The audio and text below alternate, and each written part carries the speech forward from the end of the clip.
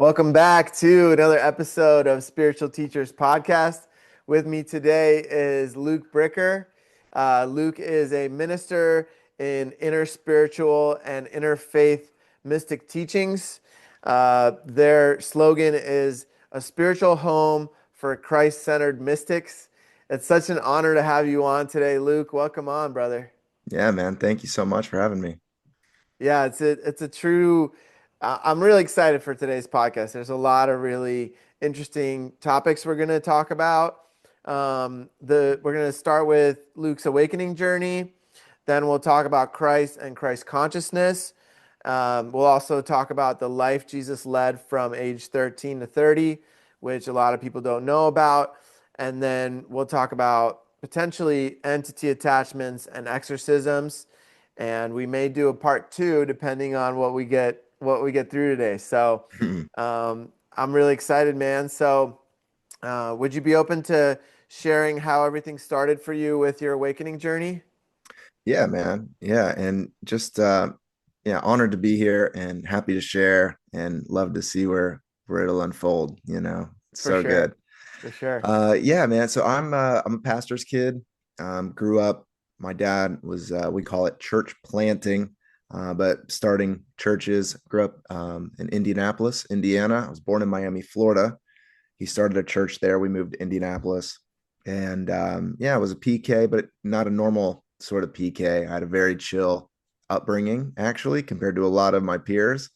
And, you know, had a lot of just, yeah, freedom, great experience with that. My dad was a mega church pastor, meaning our church was really large, very attractional. At our largest, we had 6 services on the weekends, on Wow. Saturdays and Sundays. Yeah, it was big church, 90s, 2000s. And so we actually, luckily, there was kind of a rule in the house that our family could only come to one service because my dad didn't want us getting burned out. So I appreciate that. That's The, yeah, I could see how you could easily burn out by going to 6 services a weekend, man. Definitely. And I spent most of the time for the other services just like smoking in the back and skating and doing other stuff. But that's just kind of the name of the PK game, you know what I'm saying? So, And and PK is a pastor's kid. That's like a pastor's term. kid. Okay. Yeah. I should clarify pastor's kid, which has, for people that are in the know, there's a whole like little fun stigma about it, just like they're either way goody two shoes or they're way on the other end. And I was way on the other end. Right. Um, Sounds so like it. yeah, man. And so grew up in that environment with some freedom and things. In my teen years was played drums in death metal bands and just went that whole route. Wasn't really interested in what my dad was doing. Also didn't like that everywhere I went, I felt like I was known and under the microscope. So people be telling on me for like smoking a bowl by the mall, or whatever. Right. I'd always be in trouble because like everybody kind of knew my dad in this, church platform. Right. Right. And so whenever I was, a little older though, I was 20, I was working at FedEx at the airport back in Indianapolis. And then now my now wife, we were talking about getting married and I got married really young. So we ended up getting married just a couple months before I turned 21. So I was 20, she was 20 when we got married. How old are And you now? I'm 35. I'll be 36 in November. So coming up on that. Wow. Wow. Yeah, Yeah. that's awesome, man. 15 years next month we'll be married. So we've Wow. been together now. We started dating at 17. So we've been together for more of our life than apart. So pretty Wow. wild. Yeah, That's which that's powerful, man. a lot could be said about spiritual awakening and relationship stuff, but that's probably another podcast. Right. But to come to the awakening part of it, at 20, I um, decided that I was feeling this call towards a ministry pull, which I didn't feel beforehand. I was very anti going that route. I wanted to do other things, wanted to go on tour, wanted to play music and all this stuff. Then I started to feel this draw and call by the spirit to maybe do something like that. What Uh, was it? What was it? Was it like a dream you had, or what kind of started shifting that? yeah, dude, I think honestly, like I what a lot of it comes down to, I think, for many of us is we all hit this point in our life, I think different points in our life that we're really searching for meaning. Hmm. And there comes these like, really dry seasons of our life. And all of the things that we thought were going to happen weren't. And things on the other end too. And you then start to in some way have some sort of existential, crisis, or even just a reflection of like kind of the big philosophical who am I and what am I doing here kind of thing. Hmm. And I realized I'd been working, just sort of throwing boxes around, and my band kind of fizzled out and nothing was really happening. And just kind of, there's only so many like things you can do to pass time, before if you have a sensitivity to the spirit like that, there's you're going to be, called into some vocation, I think, because the world is fragmented, and it's calling people to be healers for the fragmented world. And so you don't get a pass if you have that sort of awareness. Everybody's enlisted in this, healing of self and other, so I think what specifically that call was like, I was driving this little, they call them tugs. I was at work at the airport, and I was driving this little thing around with a baggage cart. And I don't know, it just was like a lightning bolt out of nowhere. I just got hit with this flood of emotion. And I grew up again, like in the church, more charismatic church environment. And so we were sensitive to the Holy Spirit.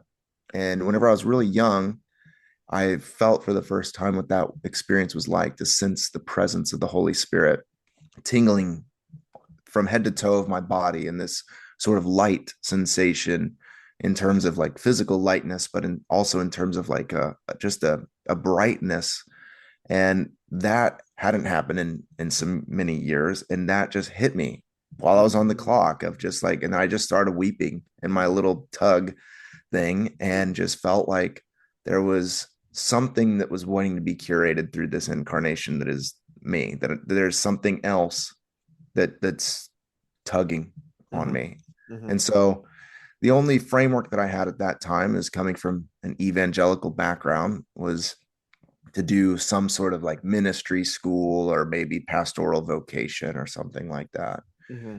And so my wife and I went to this Christian program, to, do some ministry training and things. We got married and went to Orlando, Florida for that for a bit. And it was in Orlando that I was introduced to some people who were very rigid, I would say now Christians, Hmm.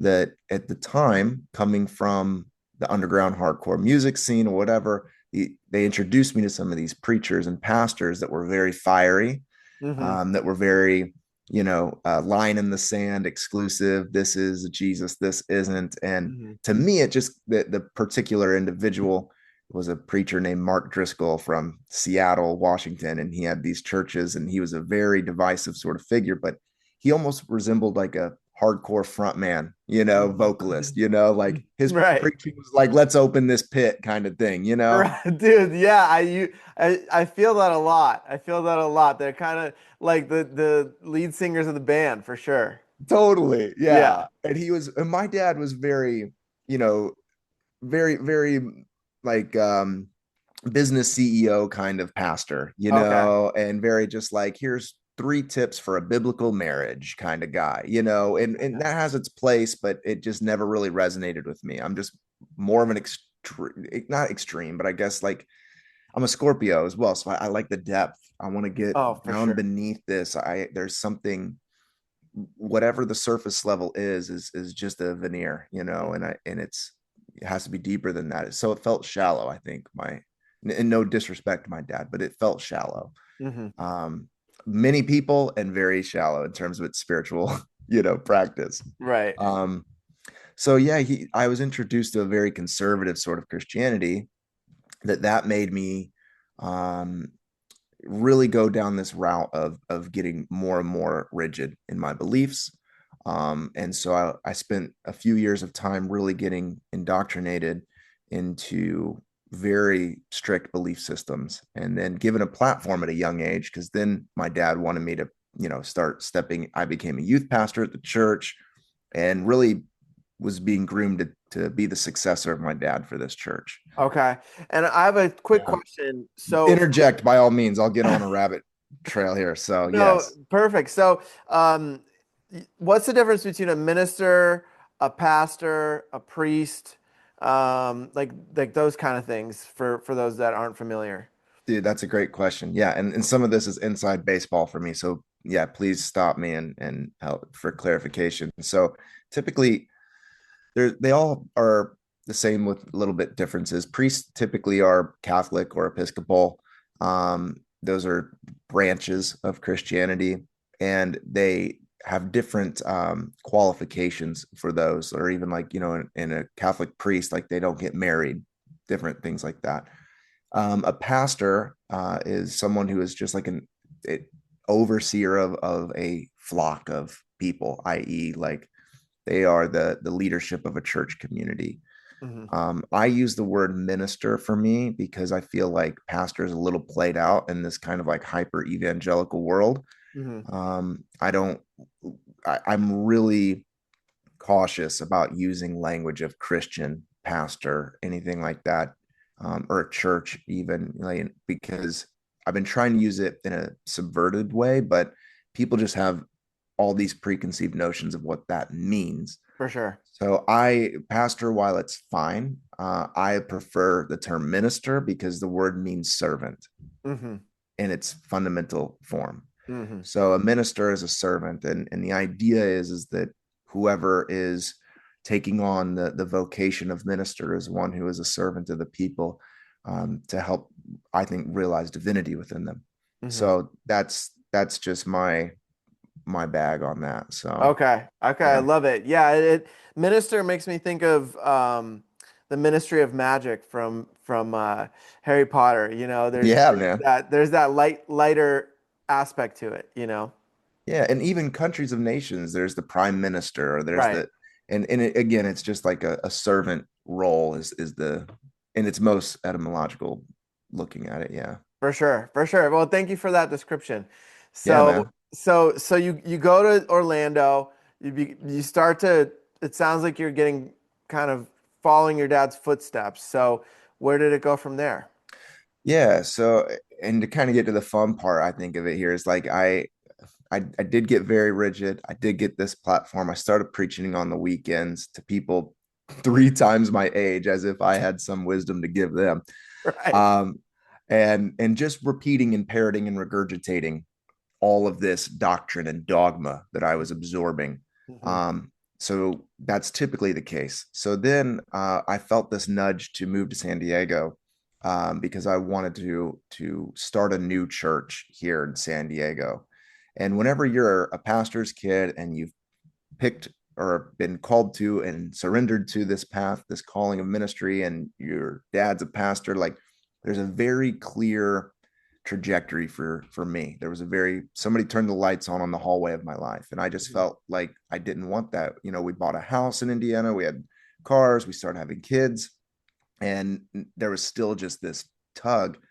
And the only way to kind of, I don't want to say get out of, but kind of low key, like the only way to get out of the situation is, and I did feel a calling, but is to do another noble God ordained calling. Mm-hmm. Like I also do some like independent insurance work. Like I wouldn't have been able to say like, I'm going to go to San Diego and be an independent insurance agent. Like that, Right. that doesn't have divine calling on it, Right. which Right. it can, It but can. It can because it could lead to other things. Yeah, but I in hear what that you're saying. culture, they Right. don't, it's like, dude, you're supposed to be saving souls from hell, brother. You're Right. not supposed to be selling insurance. Right. uh Right. they're both fire insurance anyway. Yeah. Bad dad joke comes in the territory, but Right. uh finally it took a few years to do that. My dad really didn't want me to move, honestly, because I was kind of his exit plan, I think, in a big way. Hmm. We sold our house, sold second car, sold a bunch of stuff. I'm Can be a little cheap at times. I bought a rented a moving truck that was too small, so we're giving away stuff on our front lawn, and we come to San Diego, no job, no place to live, nothing, just with this dream of feeling that God is inviting us to start a community here. But I was in the middle of what is called, a lot of Christians understand this term now, deconstruction. It's kind of a buzzword now. Mm, But around in this time, 2015, 2016, I was really in the peak of that deconstruction time, which is just taking apart a lot of the faith that I've inherited, and kind of that hard conservative thing that had just cracked open, and I was seeing a lot of the holes in many of that. And truthfully, it just didn't line up with the human experience. Um, it didn't actually carry a particular spiritual weight to it outside of its very particular, dogmatic ideas that it lived in. So mhm, um, that was coming apart for me. And we moved to San Diego, and I began to just go through this deconstruction process. And that really teed up my first dark night of the soul. We did try to start a church. We got something going for a few months. And then I just felt the spirit tell me that it was not time for that. And mm, I yielded to that in my heart. And a friend that moved out here with us moved back. I had to try to find another job again, and I just became pretty reclusive for a while. So that was in 2016. So then just ventured then from that point, like Dark Night of the Soul, but also just following my curiosity. I think that's right. such a big piece. Is like following the curiosity. That led me to letting go of a lot of the things that I thought were the most important thing. Mhm, My beliefs about God, myself, the world, other spiritual practices, religion, meditation came into my life at this time. And I still circle back to that as being the most fundamental thing that you like. That is the practice, in my mhm, opinion, is mhm. meditation. It Right. begins and ends there. That was the first thing for me, and that's the thing that I come back to. And that's how we met. Yes, that's how Right. we met. Yeah. Yeah. Was at a meditation circle that we started during COVID on the beach. So, Yep. Yeah. So we could fast forward to some of that part. I through a series of time, I ventured deeply into Eastern religion. Then from that point, deeply into reading the Vedas and the Bhagavad Gita for the first time, and incorporating the Tao Te Ching. And I know that's a lot to big pendulum swing there, but yeah, progressive Christianity was a part of that too. And then I kind of saw through its fundamentalism also. mhm. And then I just kind of have been more in the interfaith, interspiritual landscape for the past, I don't know, 7 years. So Right on. Yeah, I mean, it's really interesting. So, was there so you had the Dark Night of the Soul, and then I'm just curious that's when you started to branch out and find these other Buddhism, Vedas, Bhagavad Gita, these kind of things. And yeah, that started to kind of pull you out of that, or what really started to get you to the other side of that Dark Night of the Soul? man, I think like I tell people in our community now, like dark nights of the soul, I feel like the older you get, it's just like you you thought you've been through the one, and then another one will come. And then you realize I'm just surfing these like waves, and you just get better at surfing them each time. You're like, shit, like that's just kind of how it goes. So, Right. and every time I think you peel back the layer and you see with a little more clarity. And this is where information and knowledge and then experience begins to turn into wisdom in our life. And Yeah. so for me, I think, yeah, from that point in time, just like kind of like massively consuming the big main teachers. I feel like for many in our space now, Alan Watts, Ram Dass, like Krishnamurti, just a lot of that. Richard Yogananda. Rohr, Yogananda, yes, of course, Yogananda, and even in my own tradition, Richard Rohr, he's a uh, Catholic priest, Franciscan priest, and he's a father really, and to many of us, and showing us a way that can include our tradition from a more non-dual perspective. And so even guys like, what really first opened me all up was this figure named Rob Bell. Mm, And he's an author. He wrote a book called Love Wins back in 2011, and just posed the question like, yeah, what if if Christians thought there wasn't a hell? What could that be like? oh yeah. And that That's a just good one. That's a opened great, things up, yeah. you know? Yeah. That's a great like perspective to start with, because if that's kind of the foundation of it, there's so much that can be built off of that, you know? Yeah. And that And was the first thing that the House of Cards, that was the first like thread that came out for me was rethinking hell, you hmm know. hmm So, and it just kind of crumbles from there. yeah, I mean, it brings up the thought and the idea that like uh, because our beliefs seem to shape everything in our life, right? For those that believe in existential dread, for example, right? Like, which means like there's nothing, we're just here, we die, there's no spirit, there's no creator, there's nothing else, right? That like does that person actually is that their reality, right? Like Right. when they die, like I wonder, I'm so curious in with these kind of things, right? Like when we die, is where we go somewhat dependent on our belief, right? Yeah. Yeah. For where our spirit goes, because there's so many beliefs out there, right? Yeah. And you know, potentially infinite beliefs, right? Because there can be modifications to all these different branches, right? But yeah, that concept is really fascinating to me. And there's this book called Journey of Souls. Have you heard about it? Oh yeah, dude. I'm actually reading it right now. Oh yeah. So that book in particular is fascinating because this psychiatrist, right? I think he interviews 40 people that have had near-death experiences, and they all across the board share a very, very similar experience of what happens after their soul leaves their body and they're pronounced dead, you know? And the different maturity levels of those souls Right. and sort of the experience. And I think it was like over 40 that were selected from like 700 total like interviews essentially that he hmm had with these people, you know, hmm and it's like such a beautiful cohesion of what that is, you know.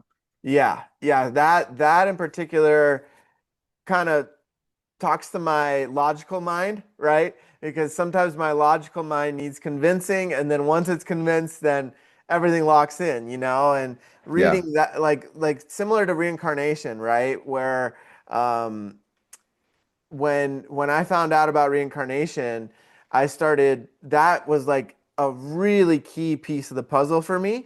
because you know, and I've read that in Christianity in the past it has been incorporated.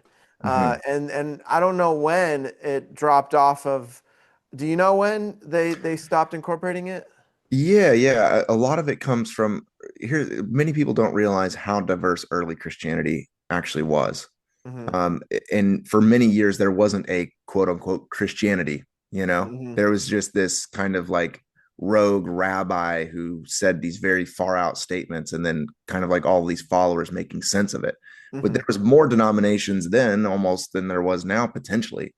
Um, and so reincarnation is something that isn't as familiar to more of a I'm not Jewish, but from my understanding of Judaism, there isn't as much of that understanding in that tradition as much as there is more in like this what did become is my mic okay? I don't know what's going on with it, but Neoplatonism and things, you know, in that regard. So, but there was early Gnostics that definitely had an awareness of uh, you know, multiple incarnations for sure.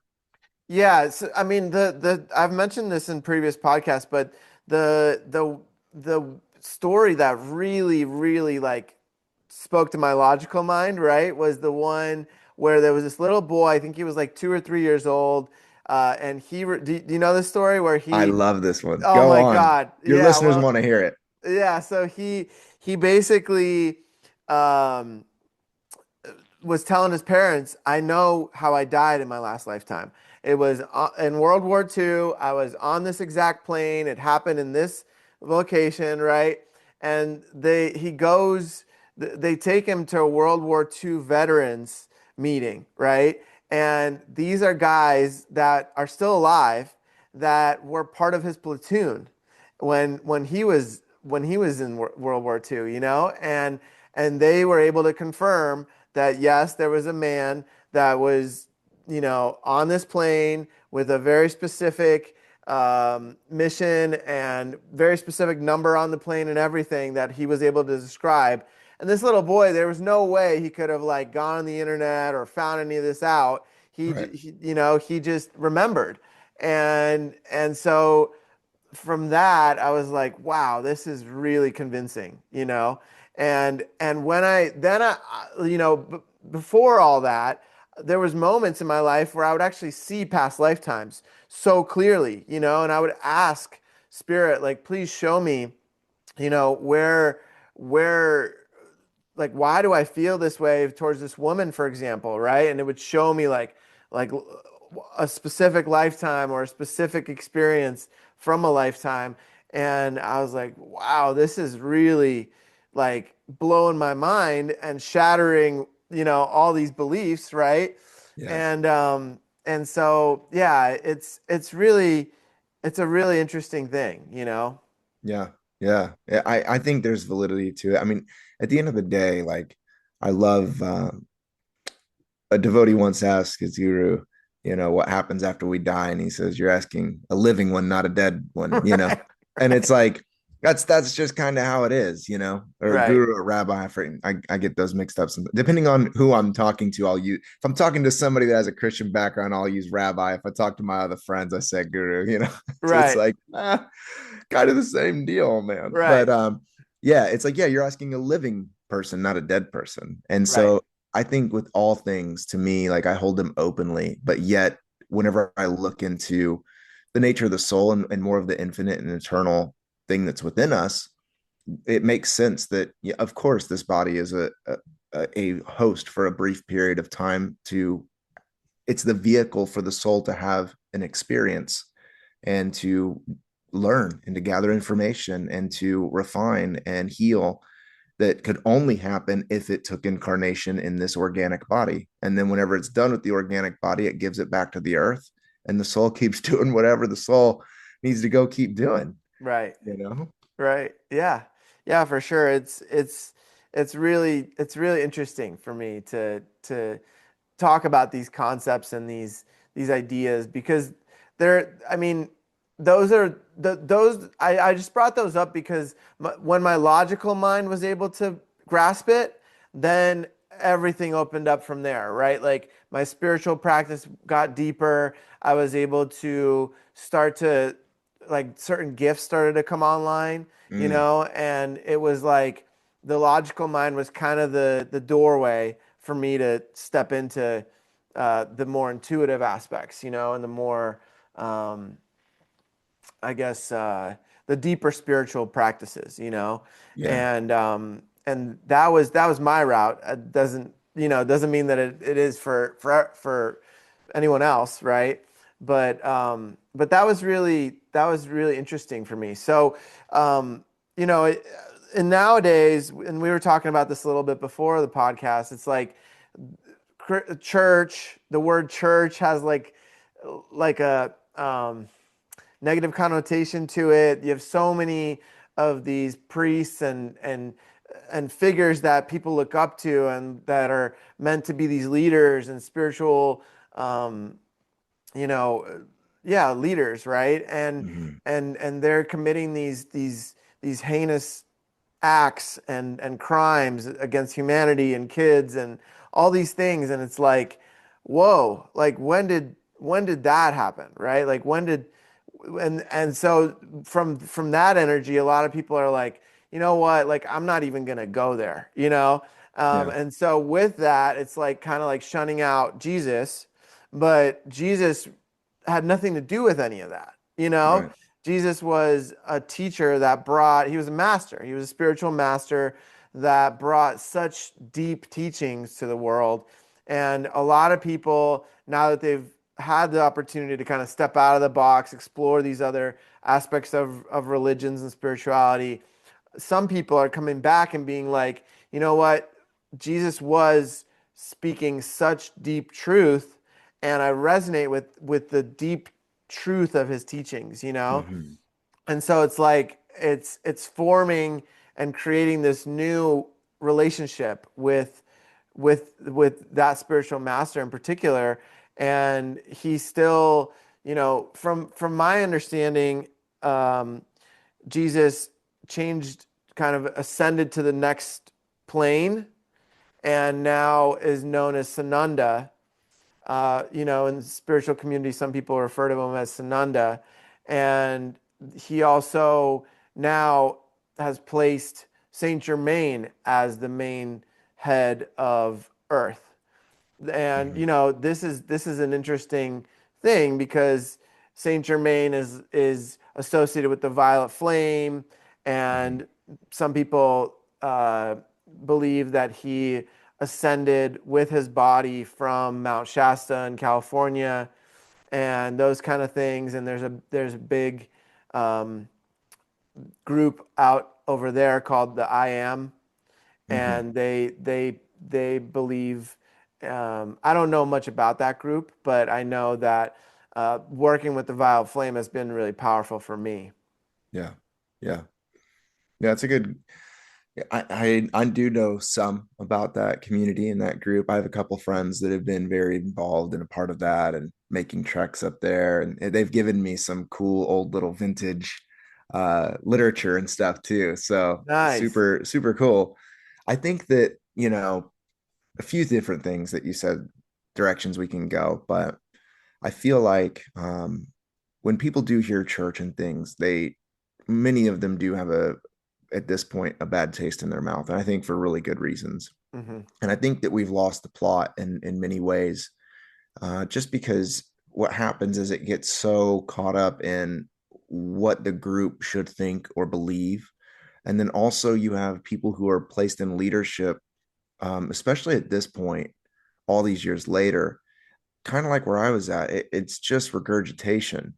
Right. It's not really true transformation that's taken place, or transformation, depending on how you want to look at it conceptually. It's not really been an authentic uncovering of who you are and allowing that true self to express through wisdom.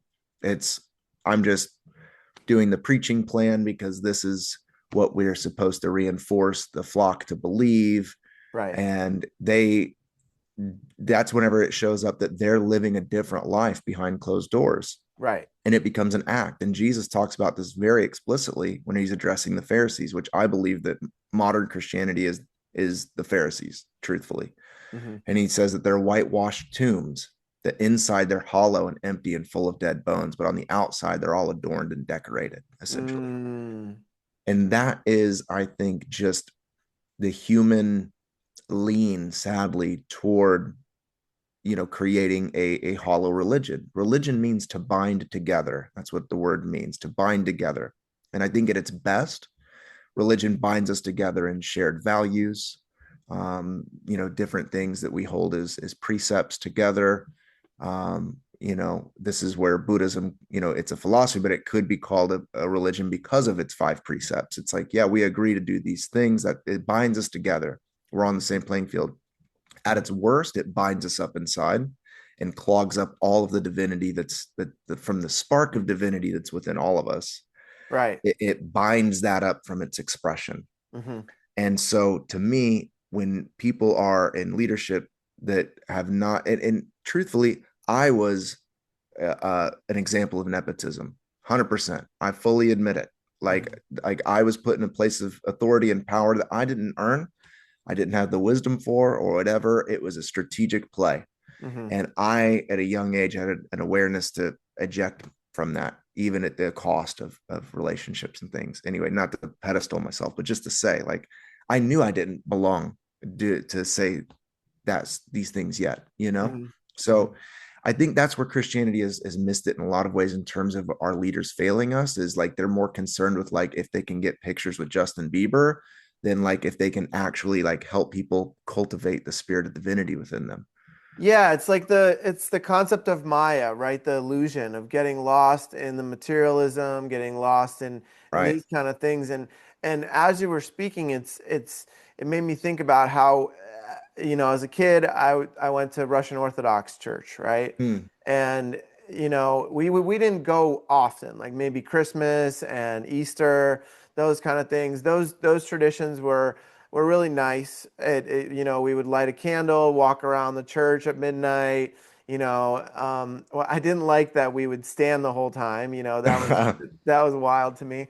But it didn't feel, even at that age, I had this concept of like, where's the expansion from this? Where can, looking back at it now, it's like me searching for an opportunity for self-realization, for that deeper awareness of creator, of spirit, what this reality is really about, and you know, what's possible in this reality. I really wanted that depth. I have some Scorpio in my chart, in my Venus as well. So Yeah. there's that depth, right? And that desire for depth. And so I remember the day that I stepped away from the Russian Orthodox Church completely was when I became a Reiki master, and my mom called the priest, and she had him come to the house. He Mm, rolls up in this expensive Mercedes, and he brings me outside. He's like, I want to talk to you. And he's like, Peter, Reiki's against our religion. mm, And I said, I had a very deep spiritual experience, one of the first in my life, during my Reiki attunement. And my third eye opened up, and I didn't tell him this, but my third eye opened up, and I saw all these symbols and visions and things. And I'm like, that's fine. I guess I have to step away now, mm. and I don't hold any negative energy or charge towards it. It was just, that was my moment when I was like, you know what? You're telling me that I can't heal myself and help heal others with the energy of the creator and of spirit, Yeah. and it just didn't make sense to me. It didn't resonate. And after that I said, all right, and I never went back. Mm, But I do want to mention there was a really powerful experience. I had one really powerful experience in the church, and that was in a Russian Orthodox church in San Francisco. And I went, and they had, in Russian they call it mochi.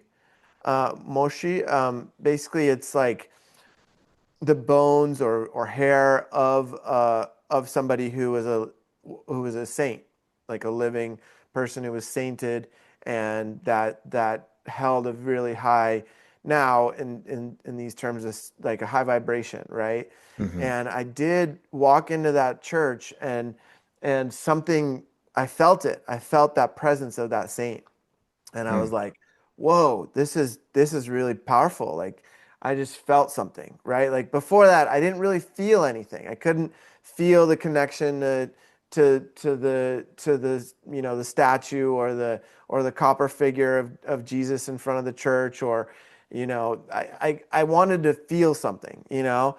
and I did in that moment. I was like, wow, okay, this is, and I still can't really put it in words. It was just a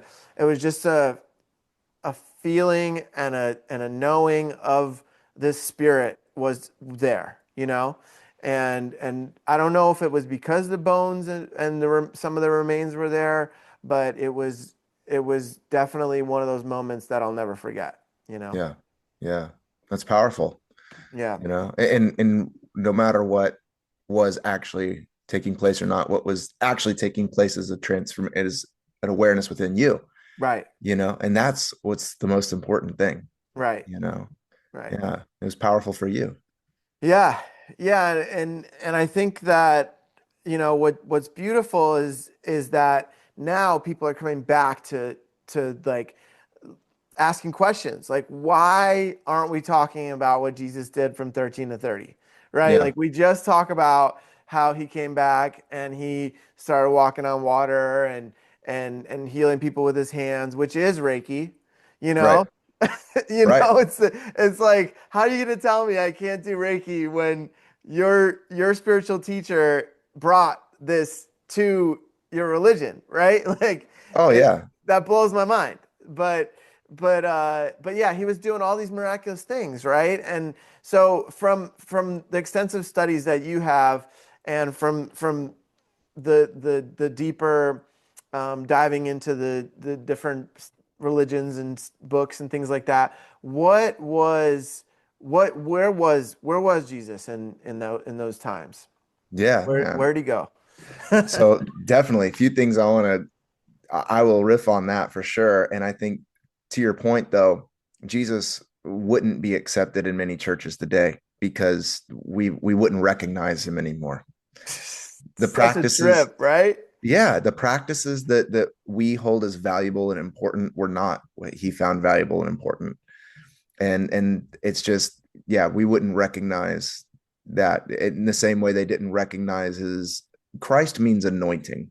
That's what that means. And that's an ancient practice that was for priests, for kings, for people that had a calling on their life. And we all have that, you know. We all have the anointing, the Christ within us. But we we don't value those things. They didn't recognize that in him then. They wouldn't recognize it now, and that's why whenever you had a real transformation with Reiki, it wasn't recognized. It was Right. that can't be in this space where I can manipulate and control what your experiences are and aren't. Mm-hmm. There's an authority and a power and an autonomy that you were expressing. Mm-hmm. And that makes people feel uncomfortable in the same way Jesus rocked his institution because they're like, they can't control it. And when people can't control something, they kill it. Mm-hmm. And so he came to kill that in you. And then what they did to Jesus, they nailed him on a cross because they couldn't understand and they couldn't control and manipulate it. So that's my little riff on that, just as Yeah. a No, that's segue. But great. I love it. the lost years of Jesus are ones that are really fascinating. And growing up, you're not exposed to any other philosophy. It's just like Jesus is born of a virgin birth, and then as a kid he seems to kind of know a lot of things, and he's teaching teachers at 12 years old in the temple, and then you see him come back on the scene at age 30 and doing all this far out stuff. A few different things about it. One is that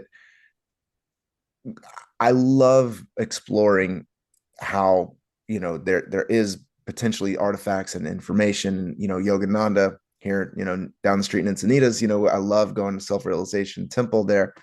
Yogananda was pretty certain about Jesus going to India, and I think there's cases to be made for that for sure, and I think that there's some validity to that. There's also some cases that are made that he went other directions also, which is pretty wild. You see him potentially going up into like Northern Europe, even into like modern day England and things like. So it's like you're trying to reconcile, like, how is this person in all these different places? Right. I don't know what that looks like, but or even in Japan, like there's some things there for him too. And um, I think that um, where I've come to, I made a video on YouTube years ago that I believed that the lost years of Jesus, he was in India, and that video did well or whatever. And that's where I was at the time. And since then, I feel like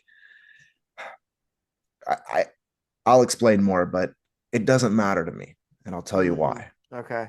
Doesn't matter because it's not necessarily about proving where he was or where he wasn't if he's Right. not here and now.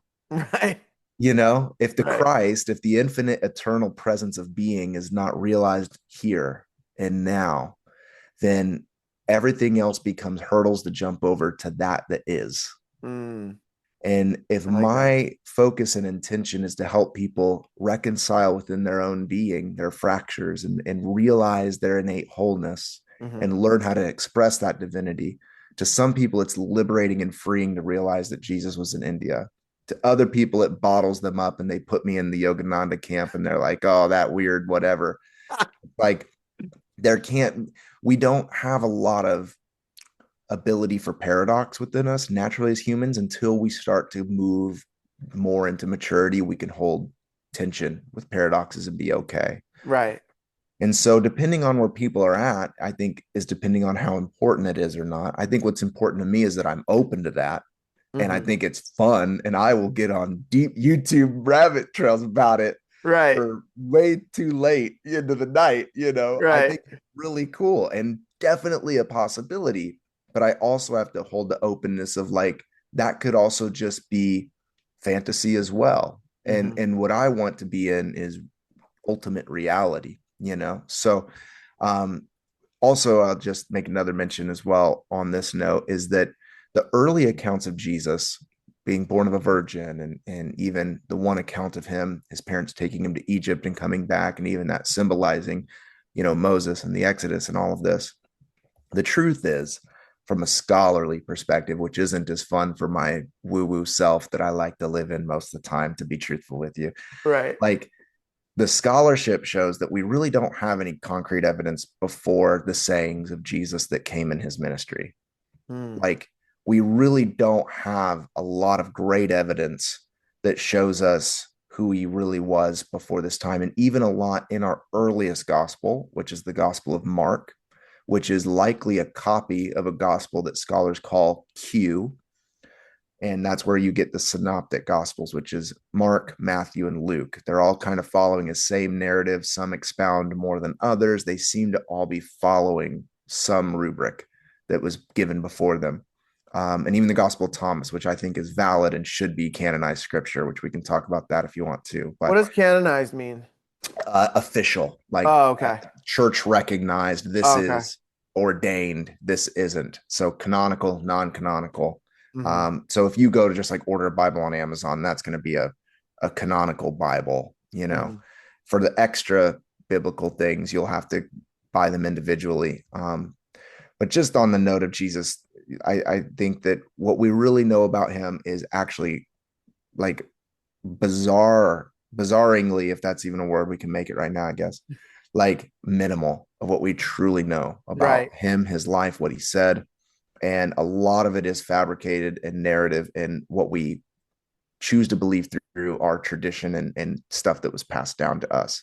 So I think we Mhm. have to hold that with humility and with openness. For And I sure. think at the best, it keeps us open to not to being so dogmatic, to being Right. open to the flow of the spirit. Right. So yeah.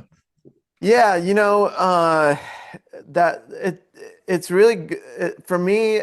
I find a lot of I find a lot of solace in thinking about how Jesus traveled and learned all kinds of things from all kinds of walks of life, from all different masters, right? Yeah. And there is, with the teachings of Yogananda Paramahansa, there's at the Lake Shrine, there's a temple in LA. There's actually a woman who can take you to India and show you the different locations where there's potentially proof that he was there, Yeah. right? Yeah. And the term Siddhi, Siddhi, means uh, like a spiritual gift, right?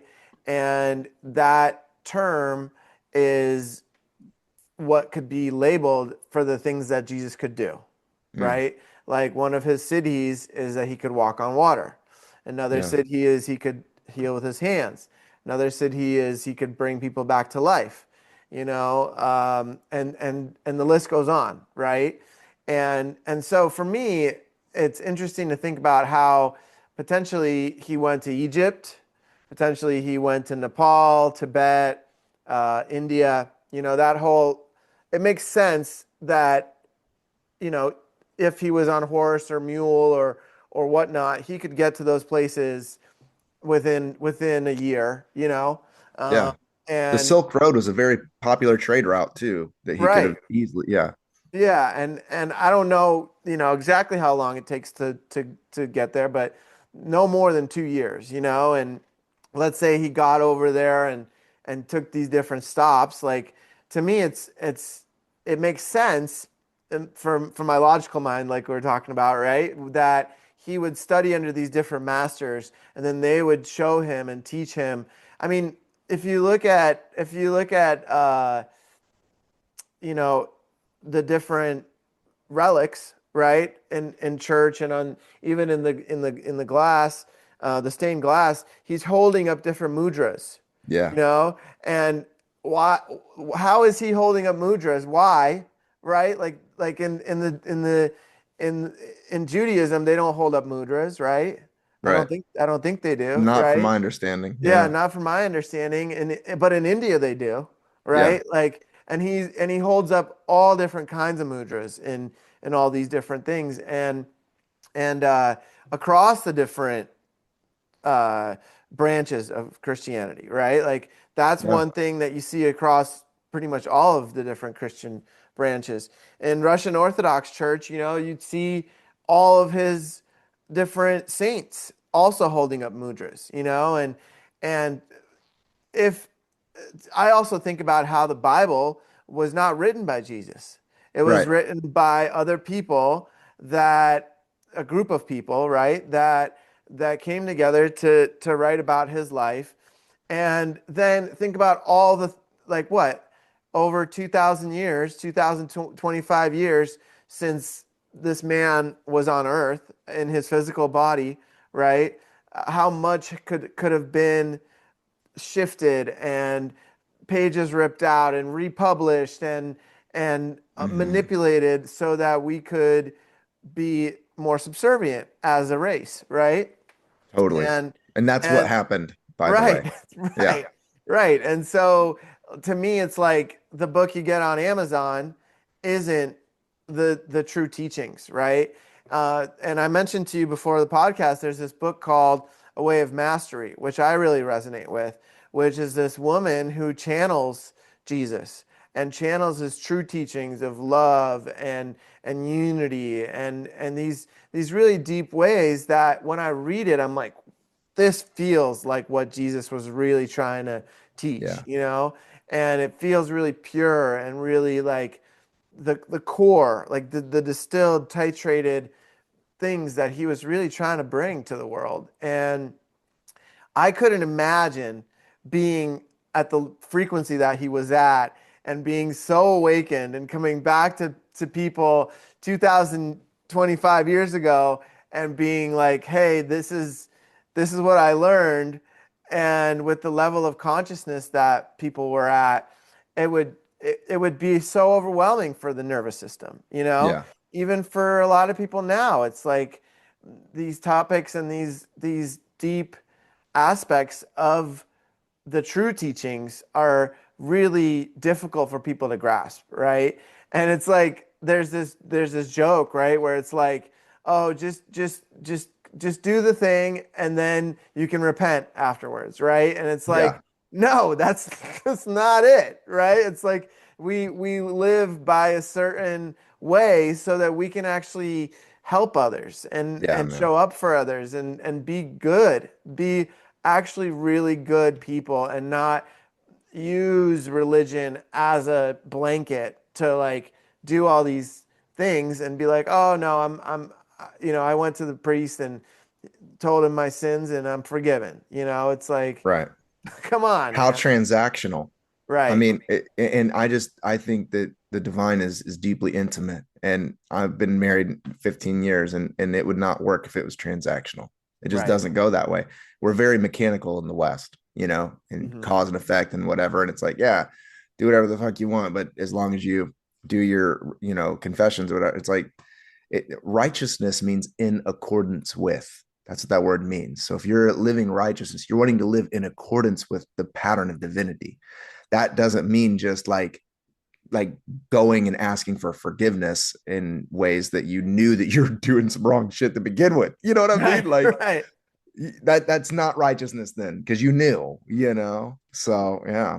Yeah, and I mean it brings up the topic of karma, right? Where it's like Yeah. even if you're going to the priest, there's a good chance that if you did something wrong or did something good, the karma's there.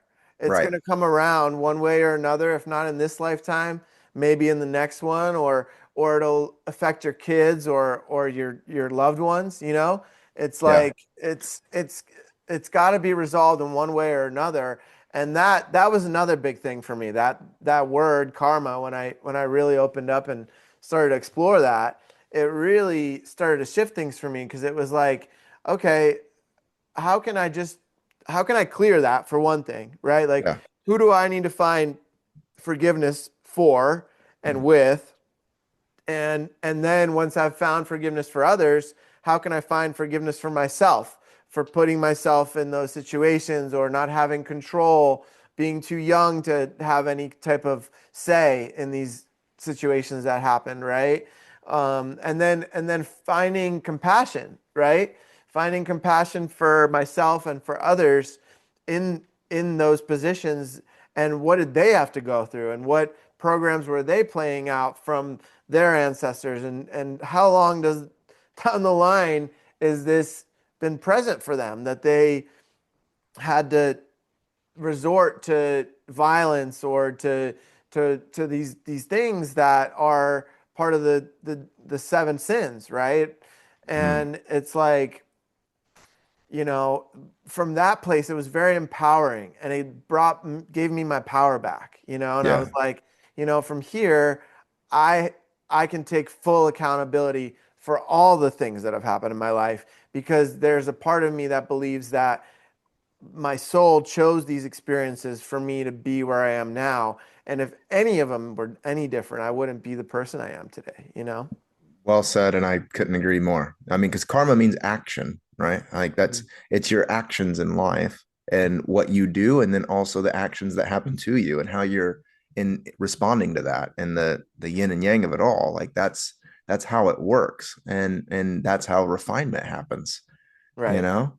right. Yeah, Yeah, and I mean, bringing it back a little bit, rewinding it to why I brought up even the topic of where Jesus was in that time, right? Is because I believe Jesus was here to show everyone what was possible as a human. yeah, And so going to these different places, traveling, learning from different masters and teachers, and opening up our mind to what other people are believing and looking into, and those kind of things. I think that expands our soul and expands our viewpoint of this reality, and of breaking out of that 9 to 5 box of like, okay, you're a slave to the system, and you only have to do it this way so that somebody up the line can get really wealthy, and it mhm, and that kind of goes across the board. It's like some of these priests and things are just undercover CEOs, like you yeah, were saying, where they're just sometimes looking at it for the money and those kind of things. But where is the depth? And not to say that miracles and these amazing transformations don't happen, right? It's that it can also happen in so many limitless other ways, mhm, from me, from my experience, it wasn't happening, and I wasn't having those depths that I was really looking for. And so my spirit and my soul kind of guided me to explore other things, but now where I'm at is like Jesus is one of my spiritual teachers. It's like I can't deny that there's no denying for me that Jesus is definitely a spiritual master, and up there, you know, on the altar. And it's just the relationship has shifted from mhm. this relation to the church and this manipulation to a true spiritual master that came to really, really shift the world and show people how they can become like him, you Yeah. know? Yeah, yeah. Jesus didn't come to start a religion, he came to show you the way, Right. and that is a much different thing. The key thing that Jesus taught about was what he called the kingdom of God or the kingdom of heaven, Hmm. and this is a divine dimension of reality that's in our midst, Hmm. within us and among us and around us, and it's coming and it's here now, and all these different language that he uses. It's a potential that's here for all of us to tap into. Jesus, yeah, it's he wasn't. I love how Alan Watts, once said, it's like, yeah, he gets the privilege of being the boss's son. It's Right. like, Right. of course, you'll never be him. Right. That's not what Jesus was saying. He says, you'll do even greater works than me.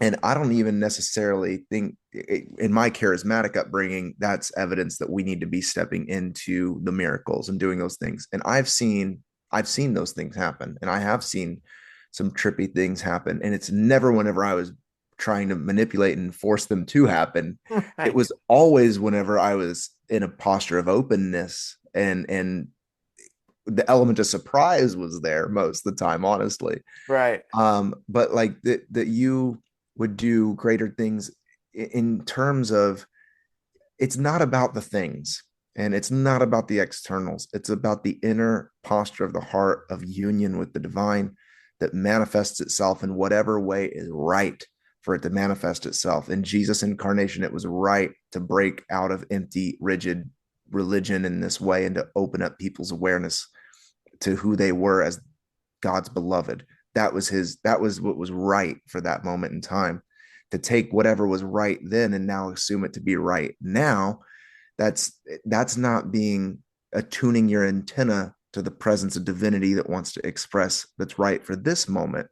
And so even like in my charismatic world back in like the 80s and stuff, there was a big emphasis on healing and physical healings and things. And today people try to do that and it feels forced and it feels whatever, and people don't see much. You find the charlatans really quickly and whatever.